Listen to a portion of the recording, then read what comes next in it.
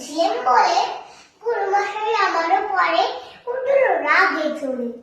মাগো, তুমি 5 পয়সায় এবার ওঠেন দিনে, সেই যে রঙিন পুতুল খালি আপনি দিলে কিনে। খাতার নিচে ছিট ঢাকা দেখালে এক ছেলে, গুরুমশাই রেগে মেগে ভেঙে দিলেন ফেলে। বললেন, তোর দিন রাতে কেবল যেন খেলা, একটু তো মন বসে না পড়াশোনার বেলা। মাগো, আমি জানাই কাকে, ওর কি গুরু আছে? আমি যদি নালিশ করি এক্ষুনি তার কাছে।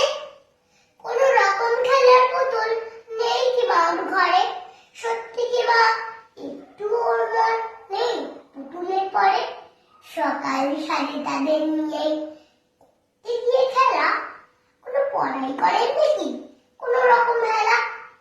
ওর যদি সেই পুতুল নিয়ে ভাঙেন কেউ রাগে, বল দেখি মা ওর মনটা কেমন তোর লাগে। পুতুল ধরা বিশ্বকবি রবীন্দ্রনাথ ঠাকুর।